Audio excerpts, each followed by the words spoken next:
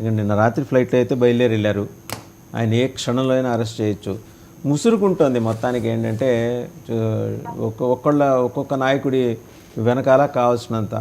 అలాగే దీనికి తోడు నిన్న పురంధరేశ్వరి గారు మాట్లాడుతూ ఇంకో మాట చెప్పారు. మీరు రాజ్యసభలో మీరు చేసిన వ్యవహారం అంటే డబుల్ ఎడ్జ్డ్ వెపన్ లాగా ఏంటంటే లోక్సభలో మీ వాయిస్ వినిపించేశారు, మేము వక్ఫ్ బిల్లుకి వ్యతిరేకం అని. బట్ ఆవిడ మీ డొల్లతనాన్ని అండ్ మీ మోసాన్ని ఆవిడ ఎక్స్పోజ్ చేశారు. రాజ్యసభలో మీ ఎంపీలు బిల్లుకి అనుకూలంగా ఓటేయటాన్ని ఆవిడ ప్రస్తావించారు. ఎందుకంటే ఈ ద్వంద్వ విధానాలు నేరుగా మీకు ఏమన్నా ఉంటే చెప్పచ్చు కదా. అంటే మళ్ళీ బీజేపీ ఏమన్నా అనుకుంటుంది అని భయపడి చేశారా? మ్యూట్లో ఉన్నారండి, అన్మ్యూట్ చేసుకోండి. వాసుదేవన్ గారు గుడ్ మార్నింగ్ అండి. అందరూ కూడా శ్రీరామ నవమి శుభాకాంక్షలు. వాసుదేవన్ గారు, పురంధేశ్వరి గారు ఆ యొక్క బావగారి కోసం ఎంత కష్టపడ్డారో గత ఎలక్షన్లో మనం చూసాం. వాళ్ళిద్దరి మధ్య ఉన్నటువంటి అజాత శత్రువు అనుకోవచ్చు, లేదా వాళ్ళ ఆయన గారు దగ్గుపట్టి వెంకటేశ్వరరావు గారికి చంద్రబాబు నాయుడు గారికి ఉన్నటువంటి ప్రేమ వెలకట్టలేండి. వాళ్ళిద్దరు మంచి లవిస్ట్ ఉంది, మంచి లవర్స్ అనమాట. చంద్రబాబు నాయుడు గారు వెంకటేశ్వరరావు చూసాం. ఆయన మీద ఎన్నో కథలు రాశారు, ఎన్నో పుస్తకాలు రాశారు. చంద్రబాబు నాయుడు గారి కన్నా నీచమైన నాయకుడు ఇంకొకరు లేరు. దగాకోరు, 5 లక్షలు 10 లక్షల కోట్లు అవినీతి చేసిన వ్యక్తి అని చాలా కుంపాలుగా బుక్కులు రాసిన వ్యక్తి. అలాగే బావగారు అంటే ఎనలేనటువంటి ప్రేమ, ఆప్యాయత, అభిమానంతో ఉన్నటువంటి పురంధేశ్వరి గారికి సడన్గా 2024 వచ్చేసరికి అటు బామర్దికి అటు ఇటు మా మరదలకి అందరూ కూడా బావగారి మీద మరి ఎనలేనటువంటి ప్రేమ వచ్చింది. ఆంధ్రప్రదేశ్ రాష్ట్ర ప్రజలందరూ కూడా చూస్తూ ఉన్నారు.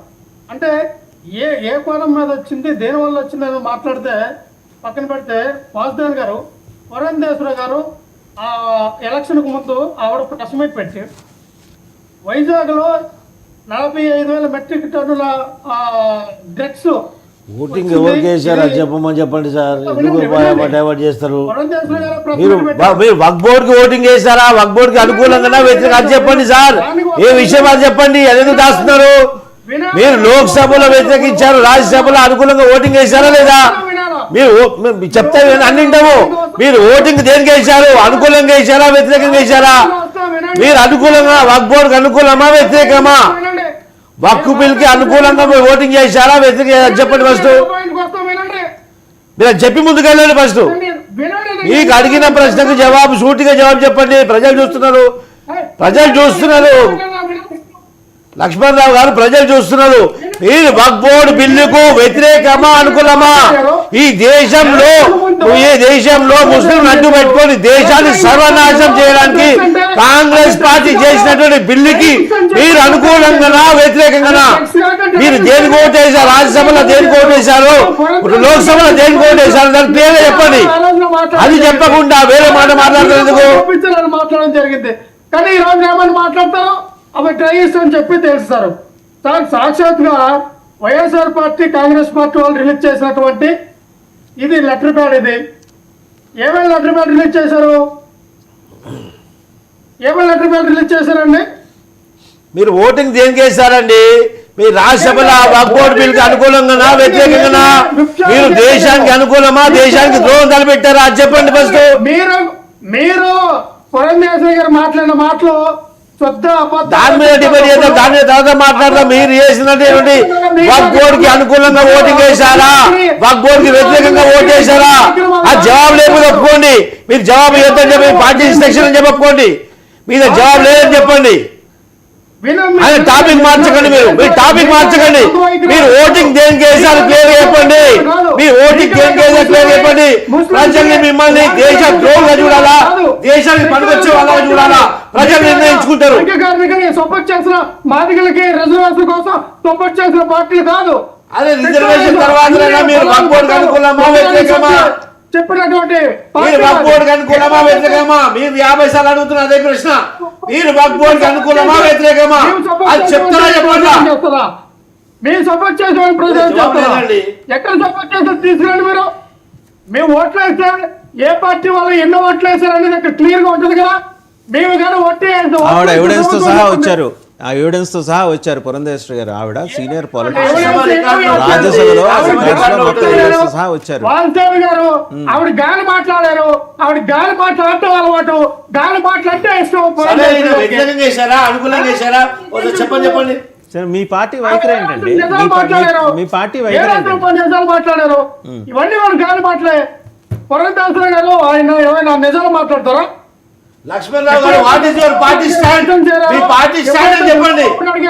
మీ పార్టీ స్టాండ్ ఏం చెప్పండి సార్. ఆవిడకి గాలి మాటలు రావడం వాస్తవం. ఆవిడ వాళ్ళ గాలి మాటలు ఆ యొక్క నైజం వచ్చేసింది చంద్రబాబు నాయుడు. సరే, ఆవిడ గాలి మాటలు కదా, మీ తుఫాన్ మాటలు చెప్పండి. వాల్దార్ గారు ఇక్కడ లోక్సభలో రాజ్యసభలో రెండిట్లో కూడా ఆ ఏదైతే వక్ఫ్ బిల్లుకి మేము వ్యతిరేకంగా ఓట్లేయడం జరిగింది. వాళ్ళకు అనుకూలంగా మేము ఓట్లేదు. మళ్ళీ మేము చెప్తున్నాం,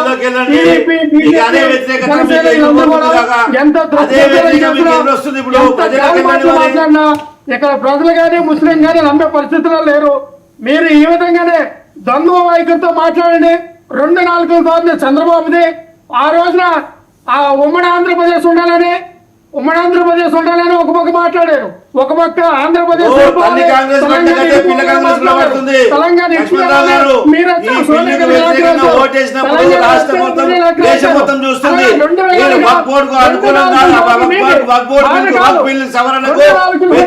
చెప్పారు కదా.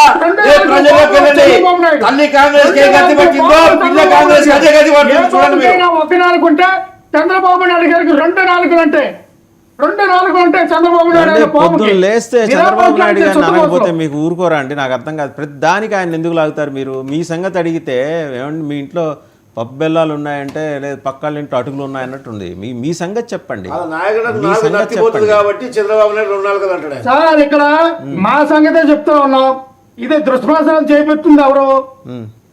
ఫాల్స్ ప్రాపగండా చేపిస్తుంది ఎవరు? కూటమి ప్రభుత్వం కాదా? మేము పిఠాపురం వరద గారికి జనసేనకి మధ్య అగ్గిపుల్ల గీస్తున్నది ఎవరు? నేను ఇంకోటి అడుగుతా. ఓట్లేసి ఈ రోజున మేము వ్యతిరేకంగా రాజ్యసభలో ఒకలాగే వేశారు, లోక్సభలో ఒకలాగే వేశారని ఫేక్ ప్రాపగండా ఎందుకు ప్రచారం చేస్తారన్నా నేను. ఇది ఎంతవరకు కరెక్ట్ అంటా? మీకు చేత కాదు. మీకు సక్సెస్ఫుల్ గా ఏంటంటే రాజ్యసభలో బీజేపీకి అనుకూలంగా మీరు వ్యవహరించారు. ఆ విషయం పక్కన పెట్టండి. ఇలా వ్యవహరించినందుకు గాను ఏమన్నా మిథున్ రెడ్డి గారిని అరెస్ట్ ఏమన్నా డిలే అయ్యే అవకాశం ఉందా, లేకపోతే అరెస్ట్ చేయకుండా పక్కన పెట్టే అవకాశం ఉందా? వాసుదేవన్ గారు, మిథున్ రెడ్డి గారి అరెస్ట్కి వక్ఫ్ బిల్లుకి సంబంధం ఏంటండి? దానికి ఓట్లేస్తే సంబంధం పెట్టగల దక్షత మీకుంది. వినాలి సార్. మేము ఎప్పుడు కూడా రాష్ట్ర ప్రయోజనాల కోసం మాత్రమే ఆ రోజున బీజేపీ పార్టీకి ఒక రకంగా రాజ్యసభలో లోక్సభలో మేము అధికారంలో ఉన్నప్పుడు రాష్ట్ర అభివృద్ధి కోసం మాత్రమే మేము సపోర్ట్ చేశాం. కానీ